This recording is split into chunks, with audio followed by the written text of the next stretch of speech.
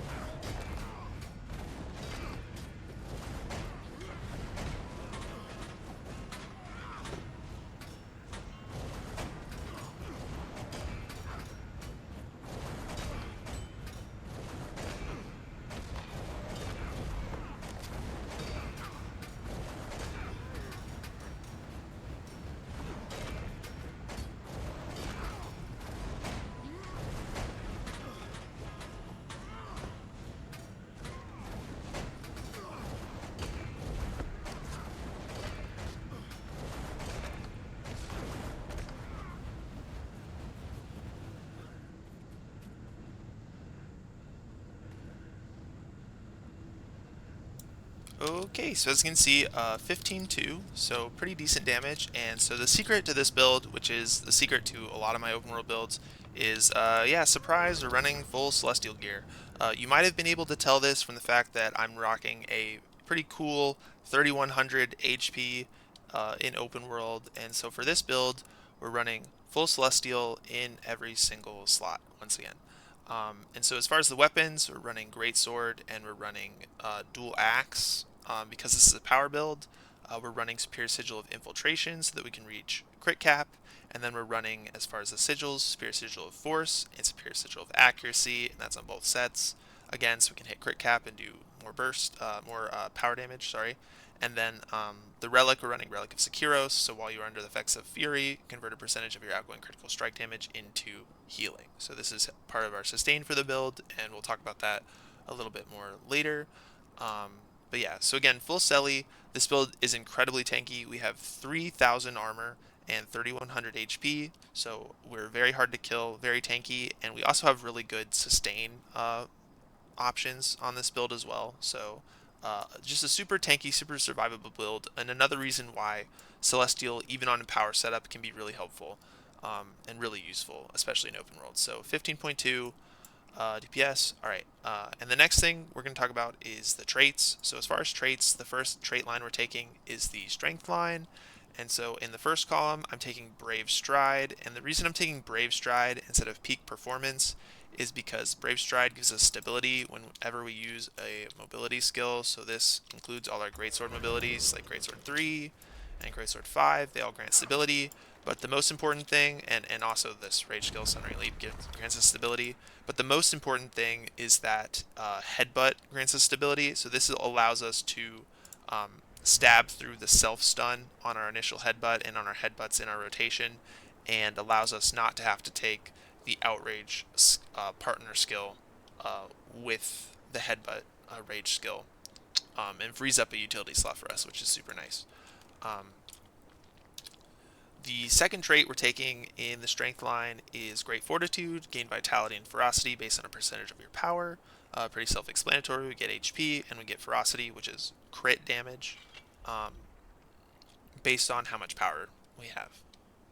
And then lastly, we're taking Berserker's power, gain increased strike damage when you use a burst skill. This damage is increased based on your adrenaline. So for the most part, we're going to be permanently at adrenaline stage 3, which is plus 21% damage amp um, on all our strike damage abilities, which is super nice. As far as the minors, for this minor, the second minor is, or third minor, sorry, is Pinnacle of Strength. Might applied to you grants more power. Your critical hit chance is increased. This is good because we're a power build and we have access to 25 stacks of might for the most part, and then we get crit chance from it as well. Next is building momentum. Burst skills restore endurance on hit. So this is good for when we can dodge. And then lastly is reckless dodge, damage foes at the end of your dodge roll. And you can see the stats for that. This is just this pairing is good because it means that on most builds in Guild Wars 2, when you dodge an ability using your adrenaline bar, or using your V key is what most people have it bound to, you lose damage output. But on Warrior, your dodge does damage to adjacent enemies, so you can kind of keep your damage output high even when you dodge attacks on this build, which is super nice. For the next trait line, we are taking Discipline, and the first trait we're taking in the Discipline line is Warrior Sprint. So run faster while you wield melee weapons. We're wielding two melee weapon sets, so we're just at permanent 25 increased movement speed, 25% increased movement speed. We deal increased strike damage while you have swiftness. We don't have swiftness on this build, but if someone gave us swiftness, we'd be doing extra damage. And then movement skills break immobes. So that's really useful in open world. If you get immobed, you can use any of your plethora of movement skills, right? So 3, 5, Sundering Leap, Headbutt. Any of these skills will break the immobe and allow you to move freely again. And yeah, the second trait we're taking is Brawler's Recovery. This line's pretty not very great in the Discipline trait line, but we need the other stuff. But Brawler's Recovery removes conditions when you swap weapons, so this lets us get rid of incidental condis, and because of the Fast Hands minor, which makes our weapon swapping recharge time faster, so we recharge in 5 seconds instead of 10 seconds, I think, or 9 seconds. I think it's 10 seconds is weapon swap normally. So it just halves that time, and so this allows us to remove incidental condis quickly, which is nice. And then lastly, we're taking Axe Mastery, so gain Ferocity, gain additional Ferocity when wielding an axe. Axe skills gain reduced recharge and grant Adrenaline when critically striking. So this is a bunch of great stuff for our build because we're running dual axe setup. And you'll see why the Adrenaline generation is necessary for the combat rotation that I'll go over after we finish talking about traits. As far as minors go, you have Versatile Power, gain might on weapon swap. This is great because we weapon swap a lot, like I was just talking about. And burst skills gain reduced recharge, also great to help keep our time in Greatsword minimal. Already talked about Fast Hands, and then the last minor is Versatile Rage, gain Adrenaline on weapon swap. You might have seen how I utilized Adrenaline on weapon swap in the rotation on the Golem, but we'll talk about that more when I talk about the rotation. Last up in traits is the Berserker line, and so the first trait we're taking in Berserker is Smash Brawler. When you hit with a Primal Burst skill, which is your burst skills, your weapon burst skills in Berserk mode, and they're listed here on the first minor trait, and you can right-click through this to see all of them for the different weapons. When you hit with a Primal Burst skill, extend the duration of your Berserk. Critical hit chance is increased while in Berserk. So this is plus 15% critical hit chance, and then our Primal Burst will extend Berserk duration, which is good. Next up, we're taking Heat the Soul, grant boons to nearby allies when you hit an enemy with a burst skill. So this gives us quickness, this gives us fury, and this gives us might, and we share these boons to the people around us, which is super nice in a radius of 480. And so this is a skill that I think some people make the mistake of not running on an open world Berserker build. I think this is just a must run in terms of feel and just boon access. I think if you're running Berserker in open world, you just need to take Heat the Soul. It's just too valuable on both the Condi and the power setup, and so that's why I recommend taking it. And I build my Berserker builds around this ability because it's just really broken. And then lastly, in the Berserker line, we're taking Bloody Roar, deal increased strike damage while in Berserk mode, and gain resistance when entering Berserk mode. So this is just 15% strike damage increase, and then a little bit of resistance on your opener, which is nice. As far as minors go, Fatal Frenzy, Berserk mode increases power and condition damage, so we get plus 300 power, plus 300 condition damage. Awesome, we get more base stats. We have Burst of Aggression, gain a burst of speed when entering Berserk mode, so it gives us initial quickness and super speed when we first enter Berserk, which is nice, I guess. We're going to be way over the quickness. We're going to be overcapped on quickness, so We don't necessarily need this, but again, nice to have. Nice to have some super speed, I guess. And then obviously I talked about this is just the access to Berserk mode and Primal Rage. Okay, so the next thing I'm going to do is I'm going to set up the Golem again, and we're going to talk about some of the rotational concepts of Berserker, um, of Power Berserker. So yeah, let me do that.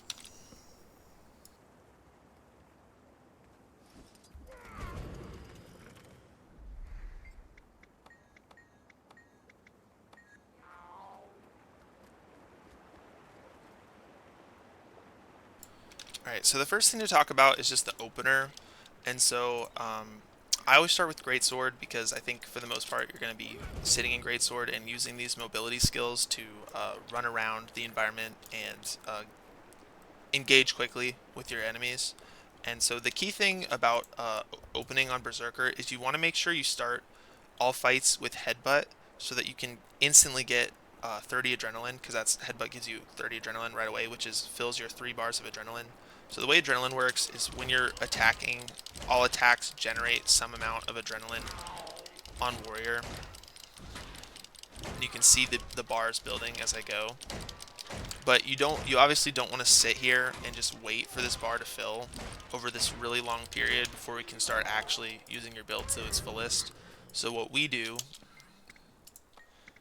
is, instead of waiting all that time and using skills to build adrenaline naturally, we just open with Headbutt, and this instantly gets us 30. We can instantly go Berserk mode and start doing our rotation and have quickness and all the nice things.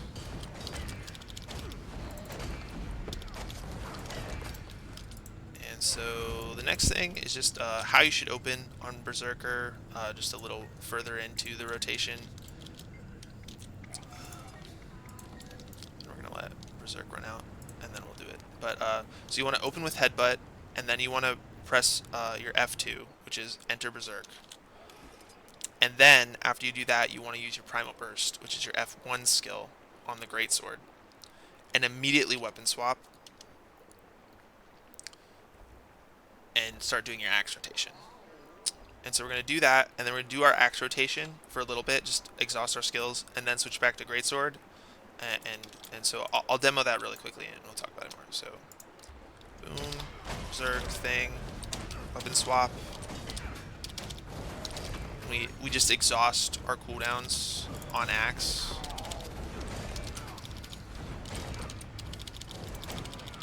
And then we swap back to Greatsword and do one of the core combos, which is Primal Burst, so the Arc Divider, Blood Reckoning, and then into another Arc Divider. So really quickly, before we go further into the rotation, just to talk about utilities. So the healing utility is Blood Reckoning. And this is one of the key reasons why this build is so good in open world, in my opinion, is because of the massive sustain you get from Blood Reckoning. So Rage, heal yourself, gain adrenaline, and recharge all primal bursts. Heal for percentage of your outgoing damage. This skill extends the duration of Berserk mode. So we get 3,400 heal flat, and then we also get damage converted to healing 33%. So that's a crazy number to convert to healing, and this will heal us basically to full every time we press it, which is really nice. The next utility we're taking is Shake It Off. So Shout skill, cure conditions on yourself and nearby allies. Also break stuns for affected allies. So this is a really great utility. It's a stun break. It's a Condi cleanse. It has 2 charges, so you could use it in quick succession if you really needed to, and it affects all your allies. So again, just a really great skill. I love taking this skill when I play any warrior build in open world. Next up we have Sundering Leap. And so this is just the best of the rage skills, in my opinion, on this build. You can take Wild Blow if you need Wild Blow. This is a stun break. But the reason I like Sundering Leap is because it's movement skill, so it works. It gives us stability. It also gives you Aegis. It also applies 10 stacks of vulnerability. And it's just a fun skill to use, and movement's always good in open world. And then lastly, we have Signet of Might. And this is your flex skill. This just improves power. Just a signet, you just let it sit there. But what's cool is you can flex this skill around, and you could run, like the thing I like to do is if I'm in a tough situation where I need more sustain, I can run the Banner of Defense. And we'll talk about that a little bit later. But to finish our rotational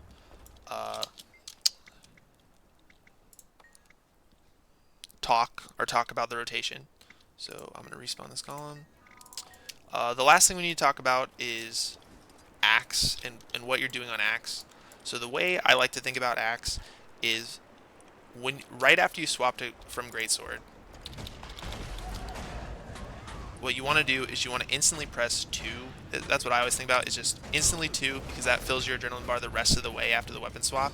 And then you want to decapitate and then just pair off your 2, 3, and 4 skills with each other. So if I reset this, so if I decapitate, I just want to pick any 2 and use these skills. So this one, these 2, and then these 2. And then when you don't have any of your 2, 3, or 4 skills up, you want to press 5. So if I decapitate 2, 3, and you also want to use your rage skills, because rage skills fully do adrenaline in this. And then when you're completely out, you press 5, and then go back to pairing off your skills until your Blood Reckoning looks like it's about to come off cooldown, and that's when you switch to Greatsword and do the 1-2-1 ABA combo. And then you just pair them off, use your rage skills as early as you can in the rotation, and then use 5 when everything's on cooldown. And right as Blood Reckoning comes back up, right, we swap. So the key thing to remember is you need to utilize the fact that when you weapon swap, you gain adrenaline in combat, and so that'll get you halfway. That'll get your bar like halfway, but you need 1 extra skill to finish the swap. It seems super complicated, but as you practice and get used to it, it's going to become second nature. Even as someone with thousands of hours on Warrior, it took me time to like figure out how to make this figure this rotation out, because it's quick. You have to press the buttons kind of quickly, but it's really not as hard as it seems when you're first trying to learn it, and it becomes second nature really quickly. Yeah, and so lastly, for the Greatsword rotation,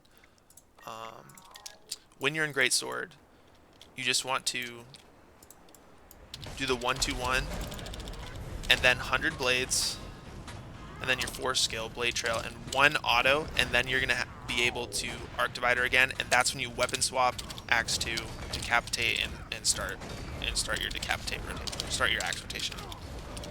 Okay.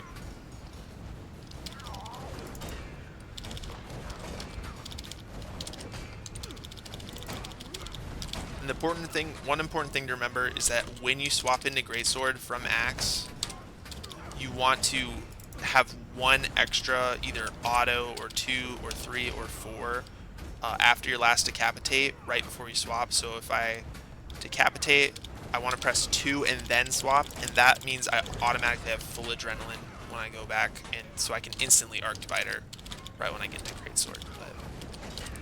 As you can see, it's really not that complicated once you figure it out, and it'll become second nature to you quickly. And like as you can see, like I'm talking to you guys while doing the rotation and putting up pretty decent damage numbers, right? Like that's, what was that, 14-4, just messing around, not doing it optimally. So the build's really easy, intuitive, I think, once you get used to it, and super fun. So yeah, so the last thing I want to talk about is like survivability, and while we're in the Golem room, the last thing I wanted to talk about is survivability and just flexing utility. So the utility that I like to flex on here is Banner of Defense, and so this gives us access to regen, initial barrier, initial Aegis, and then regen. And what's nice about running Selly is that even without the double standards trait, we have access to permanent regen uptime on Banner Defense, just because we have such high boon duration anyway, 45% boon duration uptime already, and so we have access to full-time regeneration. And so to quickly demonstrate the survivability, if you just have someone giving you protection on this, so if I adjust myself, if you have any inquiries, come speak to me. Defensive prot. So if like let's just say someone was in your group was giving you protection, or like you just found protection, you can actually tank the hardest damage setting in this room with the way this is set up. And so really quickly, I'm going to try to demo that. Okay.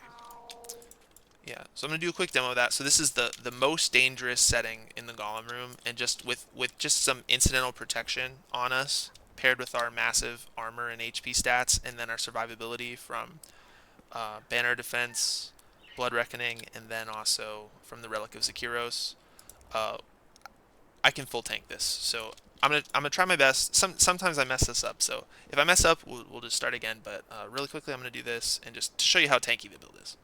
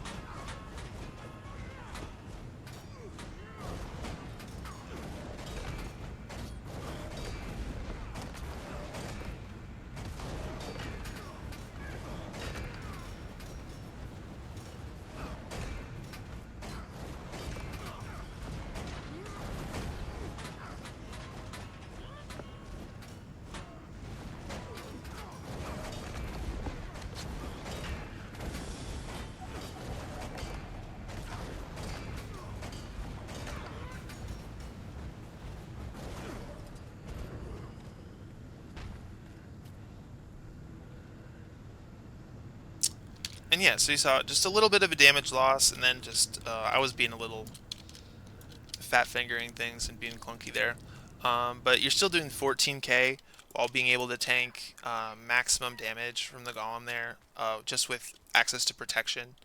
And obviously this build doesn't have protection, but it's just as a demo that because the difference between moderately threatening and extremely threatening are just super huge. Like you could tank moderately threatening on most builds anyway, but this one's super hard for most open world builds to tank.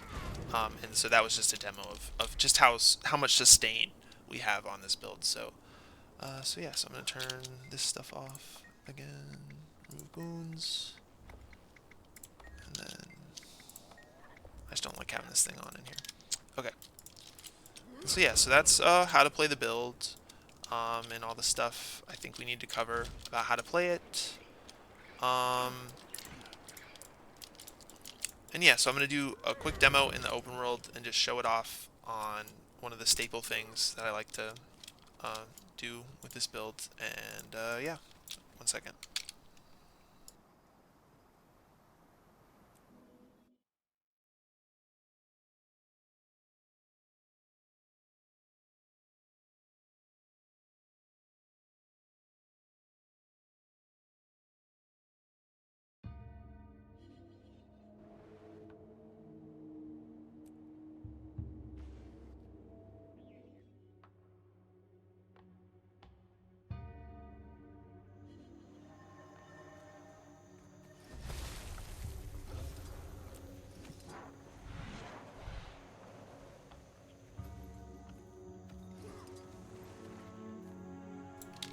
Alright, so here's our chalk friend. I like the demo on this one. Hopefully no one comes in and spoils our solo attempt.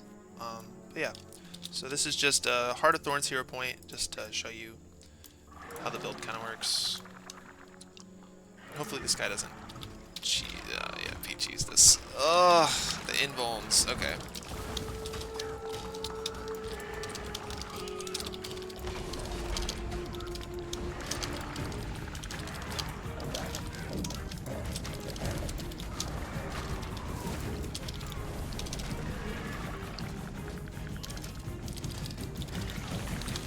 As you can see, you can get back on track pretty easily.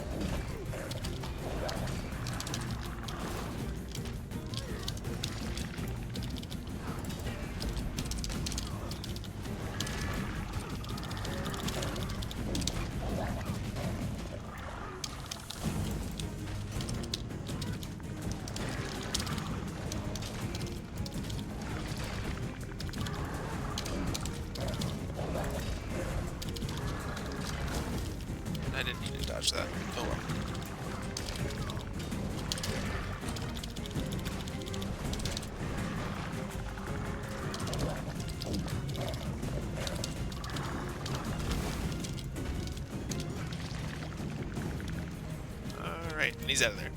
And so yeah, I messed up the opener just because that guy, he just invulns for like the first like 10 seconds of spawning or whatever. It's not 10 seconds, but really annoying that it does that.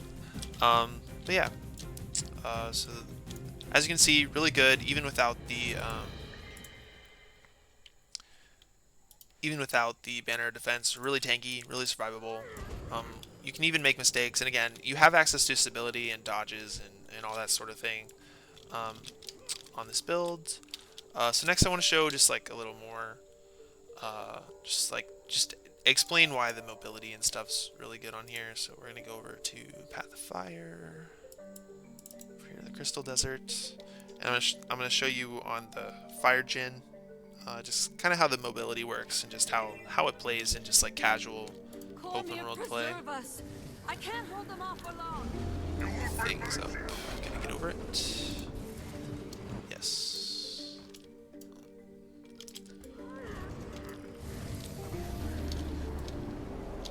Praise Cormir.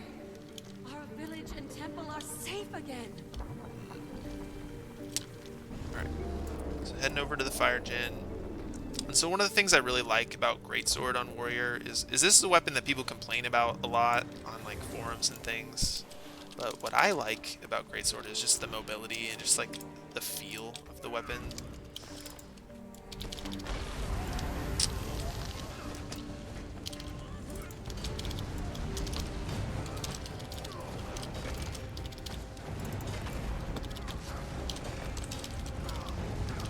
My light is extinguished. So what I like is you just have good mobility on this weapon.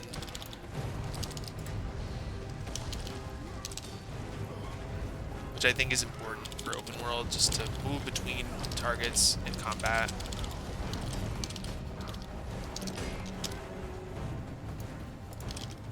You will burn now.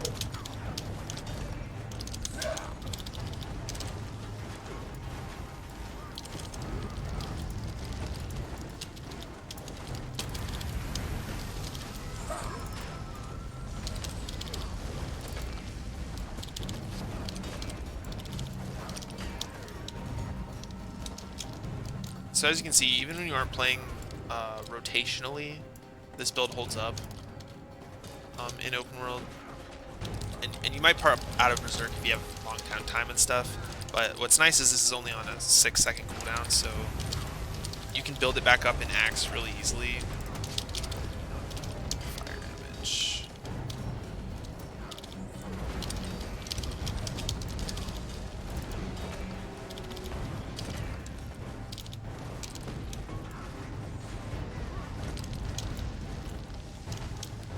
Yeah. So even when you're just face tanking like an idiot like me there, you're pretty tanky on this build. And it has good mobility, like I said.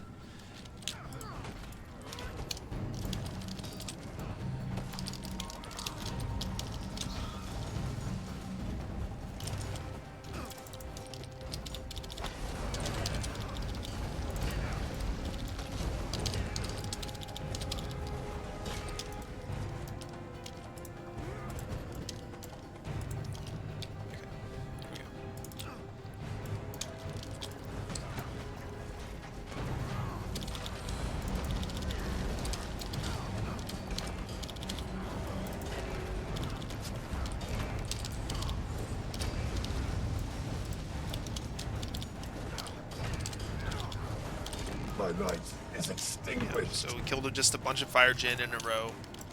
No problems. With my brain completely turned off for whatever reason.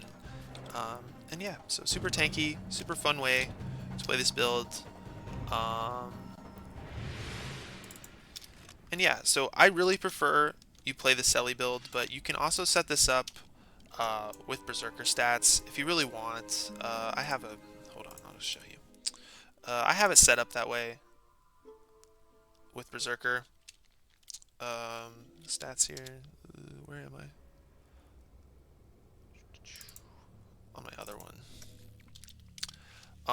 And I'll show that off really quickly, just so you know you can play it this way. What's nice about this build is you can use it in all PvE. You can use the Berserker version in open world to some success. You're not very tanky in full Berserker, just a heads up. So you're not going to be able to do, you're going to struggle more. It's not that you can't do things like Heart of Thorns hero point challenges and really tougher open world scenarios. It's just soloing is going to be kind of problematic because you just don't have the base defensive stats. But this build's fine too. So it's just full Berserker, Superior Rune of the Pack, Force, Air, Sigils, but same setup, Relic of Zakiros, all the same traits and utilities and stuff. It just does a little bit more damage, so.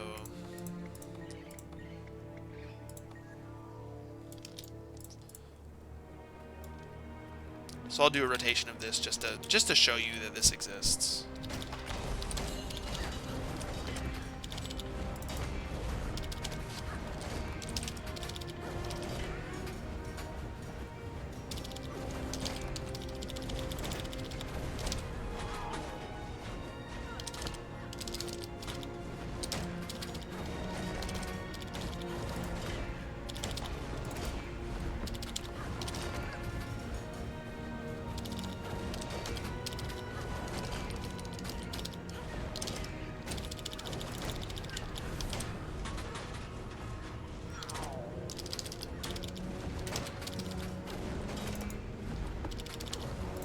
As you can see, it's you have to be much faster to maintain might uptime, and you just have to just be more consistent because boon uptime is more scarce when you're in full Berserker. But 20.5, right, with just the birthday cake food that I use on most of these builds, and so this is just a cool option because you can very easily you can just run this how it is as a DPS boon support for quickness in instance content in raids and things, and it does really high damage. I think I hit 28k on the Golem just messing around with this setup exactly. Nothing special, nothing different. 28k, and then you flip one trait. You flip Heed the Soul to Blood Reaction, and you have with this setup again no changes to the setup at all. Full utility setup. It's 32k on the Golem as a full DPS. So you could run this build with this Berserker setup in all of open world PvP, open world and instance content, and you shouldn't have any problems. Maybe like if you were like trying to do speed runs, people would be upset with you for running this build. But other than that, like you can do pretty much any instance content on this build in one of those two forms, right? So this is the boon DPS, and then this is the damage, and you just switch one trait. And you can use that for all PvE. So part of the other reason why I wanted to share this build is because you can use it for all PvE, and it's just so if you can learn one build and use it for all content that isn't competitive PvP. But yeah, so anyway, this is Power Berserker, really fun build. One of the builds I really like, and just I didn't see ones online that I was vibing with and that I felt weren't. What I saw online were some builds that I felt were kind of clunky and used some bad parts of Warrior's Kit to kind of like get some high numbers, but at the end of the day weren't very satisfying. And so this is my take on Power Berserker. And I still recommend Spellbreaker and Condi Berserker over this one just because they're a little more simple and straightforward. And Spellbreaker is just really easy and high utility. But this build's really great too. I really do like this build. I think this is a great way to get into Guild Wars 2 PvE as a whole, is this build. And personally I play this build all the time. Like I said, I have tons of hours on Warrior and Guild Wars 2, and Berserker is my favorite class, and Power Berserker is, in my opinion, the more fun way to play Berserker. So yeah, so this is Power Berserker, and hopefully you like this video, and I'll see you later. Bye!